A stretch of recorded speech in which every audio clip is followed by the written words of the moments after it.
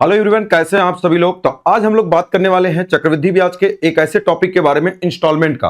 और ये क्वेश्चन जिसको आप एक लाइन में लगा सकते हो, लेकिन क्वेश्चन की भाषा इतनी बड़ी होती है जिसको लड़के अगर कॉन्सेप्ट से लगाएंगे तो बहुत टाइम लगेगा। लेकिन अगर जो तरीका मैं आपको बताने जा रहा हूं, अगर आप इस तरीके से लगाएंगे तो आप एक लाइन में इसका उत्तर आप निकाल सकते हैं।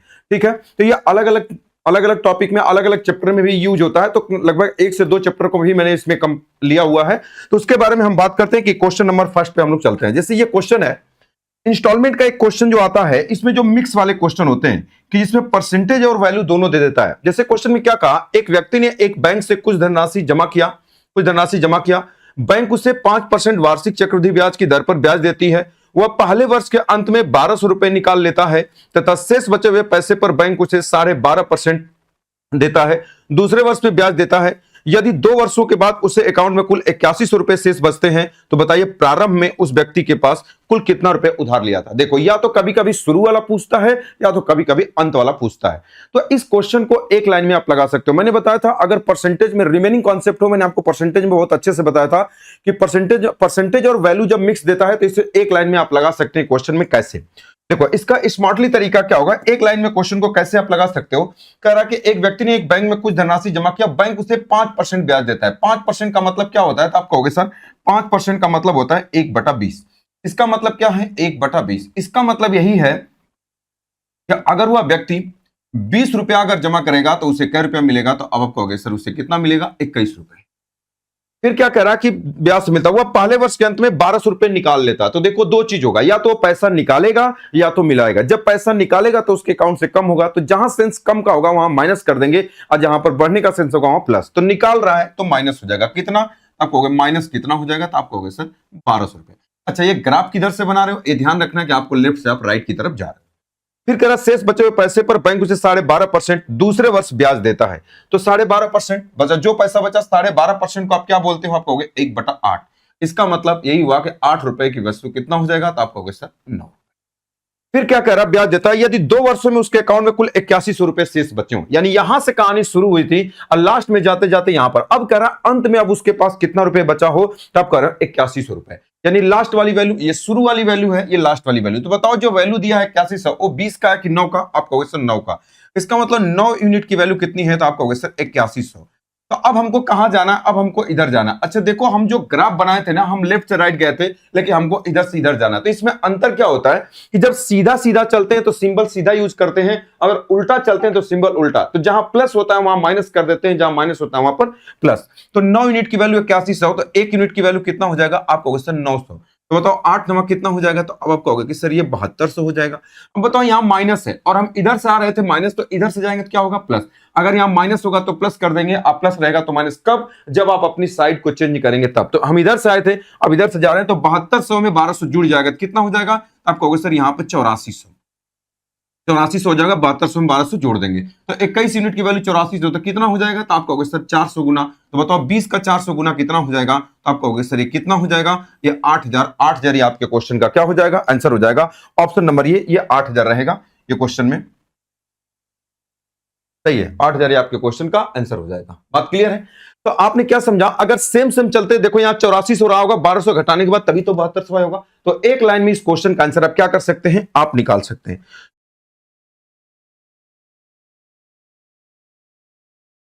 चलो क्वेश्चन नंबर 2 पे हम लोग चलते हैं। क्वेश्चन नंबर 2 पे हम लोग बात करते हैं। देखो ये क्वेश्चन ये इस तरीके से एक ये क्वेश्चन पूछा जाता है। एक व्यक्ति 15,000 रुपए की धनराशि, मतलब 15,000 रुपए की धनराशि 20% वार्षिक चक्रवृद्धि ब्याज की दर पर उधार लेता है। वह पहले वर्ष के अंत में 8,000 रुपए तथा 2 वर्ष में दूसरे वर्ष के अंत में 7,000 रुपए वापस करता है। तो बताइए वह व्यक्ति तीसरे वर्ष के अंत में कुल कितना धन रुपए वापस करे जिससे उसका सारा कर चुकता हो जाए, तथा कुल कितना रुपए ब्याज देगा। 2 क्वेश्चन इसमें पूछता है कि ब्याज भी पूछ सकता है, ये देखो ये वाला ब्याज वाली बात पूछेगा तो ये दूसरा क्वेश्चन हो जाएगा। अब तीसरे वर्ष के अंत में कह रहा कि बताओ तीसरे वर्ष के अंत में कितना रुपए देगा। तो 2 क्वेश्चन पूछा है, दोनों क्वेश्चन मैं आपको बता देता हूं। तो कुछ नहीं करना, 15,000 रुपए दिया राशि, यानी ये शुरू की वैल्यू दिया, 20% वार्षिक ब्याज की दर से उधार लेता है। तो 20% का मतलब कितना होता है, तो आप कहोगे सर 1/5। पहले ग्राफ बनाओ आप इस तरीके से, 5 से कितना हो जाएगा, तो आप कहोगे सर 5 से ये 6 हो जाएगा। अब क्वेश्चन में कह रहा पहले वर्ष के अंत में 8000 दे दिया, मतलब माइनस आप करोगे, ये कितना हो जाएगा, 8000 हो जाएगा। फिर दूसरे वर्ष के अंत में वैसे ही बढ़ेगा, 5 से कितना हो जाएगा, 6। और दूसरे वर्ष के अंत में कितना दे देता है, तो अब आप कहोगे कि सर ये 7000 दे देता है। अब फिर वैसे ही बढ़ेगा। 3 साल के बारे में बात करा तो 5 हम कितना कर देंगे 6। 3 साल की चीजें हमने बना दी। अब क्वेश्चन में ये कह रहा कि ये जो 15,000 है, ये जो रियल वैल्यू दिया है वो शुरू वाला का है कि अंत का। देखो अब आपने ग्राफ किधर से बनाया, लेफ्ट से इधर गए हैं। तो ये कह रहा कि एक व्यक्ति 15,000 रुपए की धनराशि 20% वार्षिक चक्रवृद्धि ब्याज की दर पर उधार देता है। तो उधार देने का मतलब वैल्यू क्या होती है, शुरुआती, यानी दैट इज प्रिंसिपल। तो यहां से वैल्यू ये 5 यूनिट की वैल्यू दिया हुआ है। तो बताओ 5 यूनिट की वैल्यू क्या है, तो यहां से अब इस बार इधर से दिया, तो 5 यूनिट की वैल्यू कितना है 15,000। मतलब 5 यूनिट की वैल्यू 15,000, तो 1 यूनिट की वैल्यू कितना हो जाएगा, तो आप कहोगे 3,000। तो बताओ 6 यूनिट की वैल्यू कितना हो जाएगा, तो आप कहोगे सर 6 यूनिट की वैल्यू 18,000। बताओ जब यहाँ 18,000 होगा, देखो अब सीधा सीधा जा रहे हैं, तो 18,000 में 8,000 जुड़ेगा कि घटेगा, आप कहोगे सर घटेगा, क्योंकि जब सेम सेम जाएंगे तो घटेगा। 18,000 में से 8,000 घट जाएगा, तो बताओ कितना हो जाएगा, तो अब आप कहोगे कि सर यहाँ कितना हो जाएगा, 10,000 हो जाएगा।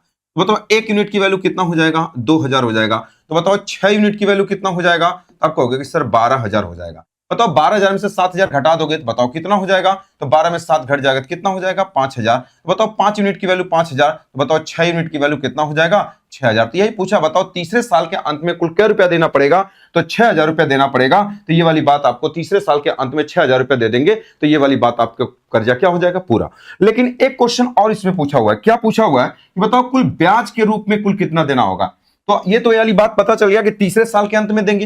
तो ब्याज क्या होता है, तो आप जानते हैं कि ब्याज वही वाली वैल्यू होती है, जो एक्स्ट्रा वाला पैसा होता है वही ब्याज होता है। तो भाई हम क्या रुपया उधार लिए थे, तो आप कहोगे 15,000 तो हमने उधार लिया था, चलो 15,000 उधार लिया था। अब जो एक्स्ट्रा पैसा दिए होंगे 15,000 के अलावा वही ब्याज होगा। तो हमने दिया क्या क्या है, तो आप कहोगे एक बार 8,000 दिया है, एक बार 7,000 दिया है, एक बार 6,000 दिया है, यही दिया है ना।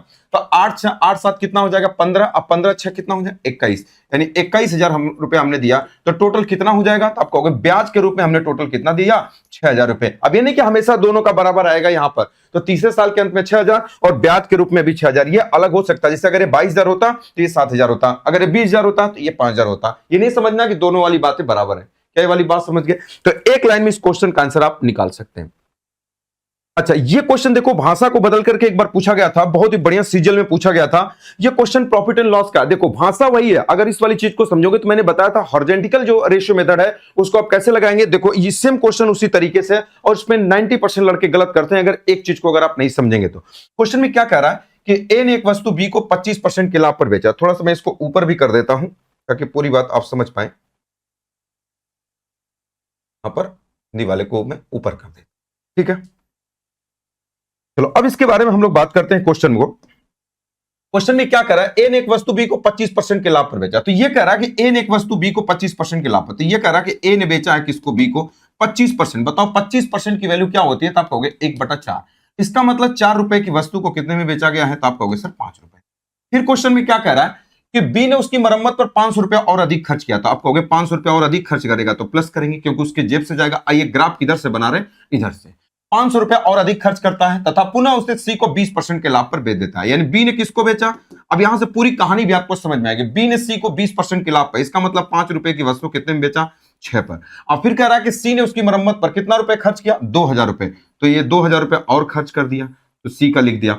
अब फिर कह रहा है कि सी ने किसको बेच दिया, तो अब आप कहोगे सर डी को। और कह रहा सी ने डी को पुनः 12.5% के लाभ पर। बताओ 12.5% की वैल्यू कितनी होती है, तो आप कहोगे सर 1/8। इसका मतलब 8 रुपए की वैल्यू को कितने में बेच दिया, 9 में। अब कह रहा यदि डी ने उस वस्तु को 6300 रुपए में खरीदा हो तो बताइए डी ने उस वस्तु कितने रुपए में बेचा था, या बी ने उस वस्तु कितने रुपए में खरीदा था। यह कह रहा यदि डी ने उस वस्तु को 6300 रुपए में खरीदा था, तो ये वाली बात होनी चाहिए। तो बताइए बी ने उस वस्तु को कितने रुपए में खरीदा था, ये वाली बात आपकी नहीं रहनी चाहिए। तो यहां पर ये वाली चीज यहां पर आएगी। यहां पर ये कह रहा डी ने यदि उस वस्तु को 6300 रुपए में खरीदा था, तो बताइए बी ने उस वस्तु को कितने रुपए में खरीदा था, ये वाली बात पूछा। देखो यहां बी वाली बात पूछा है, इस वाली बात को आपको ध्यान से समझना है। तो अब क्वेश्चन में क्या करा कि यदि डी ने उस वस्तु को 6300 रुपए में खरीदा, यानी डी का मान दिया है। अच्छा बताओ हम ग्राफ उधर से बनाए थे, अब हमको इधर से इधर की तरफ जाना है। बताओ 9 यूनिट की वैल्यू कितनी है, तो अब आप कहोगे कि सर 9 यूनिट की वैल्यू 6300 है। बताओ 1 यूनिट की वैल्यू कितनी हो जाएगी, तो आप कहोगे सर 700। बताओ 8 यूनिट की वैल्यू कितना हो जाएगा, 8 7 कितना हो जाएगा, तो आप कहोगे सर ये 5600 हो जाएगा।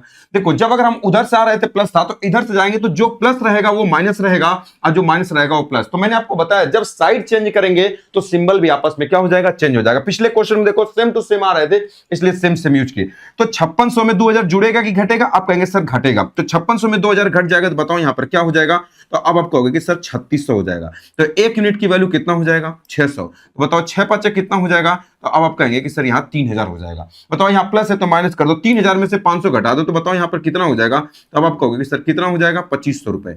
ये 2500, तो बताओ क्या यूनिट है, तो आप कहोगे सर 500, तो 5 चौका कितना हो जाएगा, 2000। अब ध्यान से समझना, क्वेश्चन में क्या पूछा, बी ने उस वस्तु को कितने रुपए में खरीदा था। तो बताओ बी ने कितने रुपए में खरीदा था, बी की वैल्यू पूछा, कुछ लोग इसको लगा देंगे, नहीं, बी वाली वैल्यू पूछा तो ये वाली बात ये हो जाएगा। इस क्वेश्चन का आंसर बी वाला पूछा।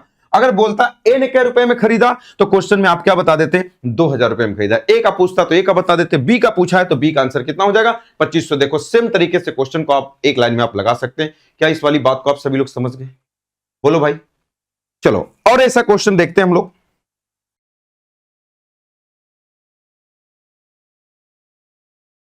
देखो ये क्वेश्चन बहुत ही बढ़िया है जो आपके एग्जाम में पूछा गया। कह रहा प्रवीण ने एक फ्रिज खरीदा जिसने 1500 रुपए तुरंत दे दिए तथा शेष पैसा 3 वार्षिक किस्तों में जमा करता है। वह पहले वर्ष के अंत में 1020 रुपए, दूसरे वर्ष के अंत में 1003 रुपए तथा तीसरे वर्ष के अंत में 990 रुपए देकर अपना सारा कर्ज अदा कर देता है। यदि वह सीआई की दर 10% वार्षिक हो तो बताइए फ्रिज का मूल्य क्या था। ये वार्षिक नहीं का, उसका मूल्य क्या था, उसका मूल्य क्या था और उसने ब्याज के रूप में कुल कितना रुपए दिया था, ये वाली बात आपसे पूछा है। तो कैसे इस क्वेश्चन को सेम उसी तरीके से आप लगाओगे, चलो देखते हैं क्वेश्चन में। अच्छा ये कह रहा प्रवीण ने एक फ्रिज खरीदा तथा उसने 1500 रुपए तुरंत दे दिया। जैसे अगर कोई भी चीज अगर आपके पास पैसा नहीं होता है तो आप कोई भी चीज किस्त पे ले लेते हैं। अच्छा ब्याज किस बात पे देना पड़ता है, जो पैसा आप दे देंगे उस पर आपको कोई ब्याज नहीं देना पड़ता है। जो पैसा आपका बचेगा उसी पर आपको ब्याज क्या करना होता है, देना होता है।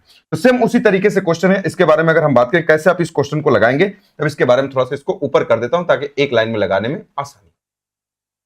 चलो अब हम इसके बारे में बात करते हैं। क्वेश्चन में क्या करा कि प्रवीण ने एक फ्रिज खरीदा, उसने 1500 रुपए तुरंत दे दिए। अब कितने रुपए का था हमको तो नहीं पता, तो हम मान लेते हैं कि वो x रुपए का था। चलो अब ये x रुपए था तो यहां पर हमने x मान लिया।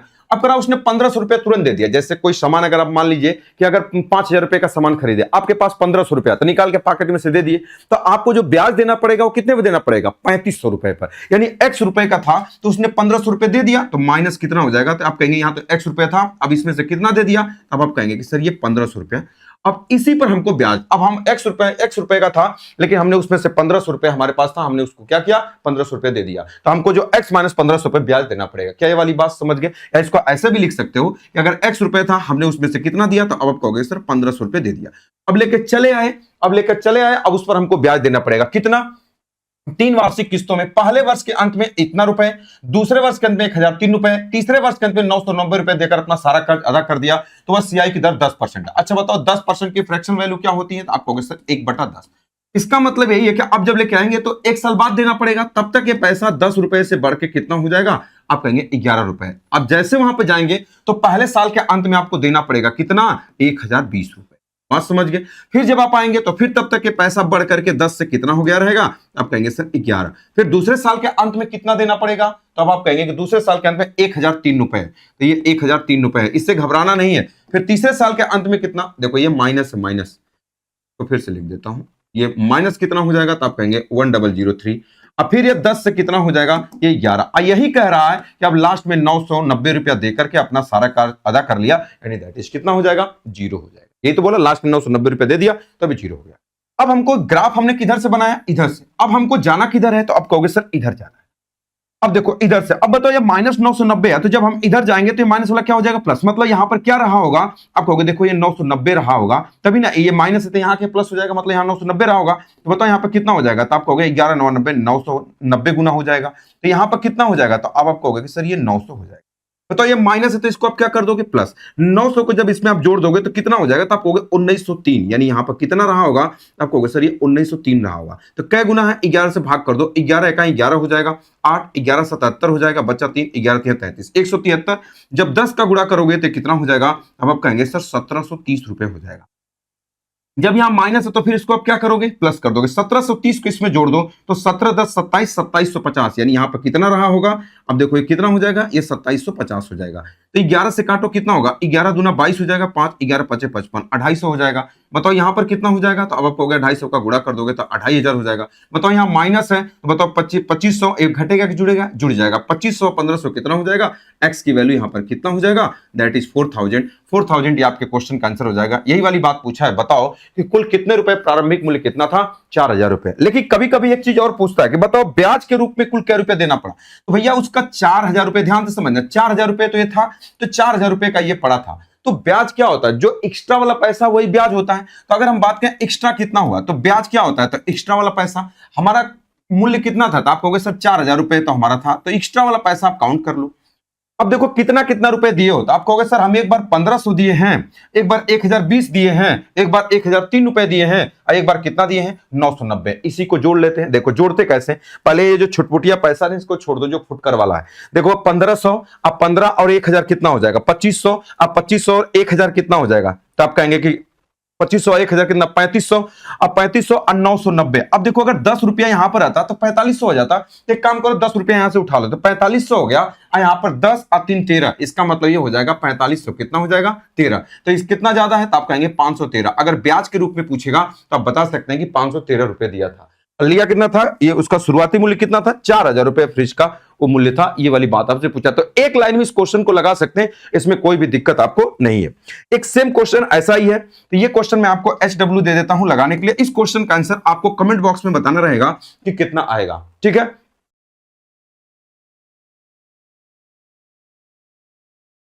तो अगर आपको वीडियो अगर कैसा लगा जरूर कमेंट बॉक्स में बताइएगा। अगर वीडियो अगर आपको अच्छा लगता है तो आपको लाइक करना है, चैनल को सब्सक्राइब करना है और दोस्तों को आपको शेयर करना है, ठीक है। तो नेक्स्ट वीडियो में मिलते हैं एक नए कॉन्सेप्ट के साथ। Okay, all the best.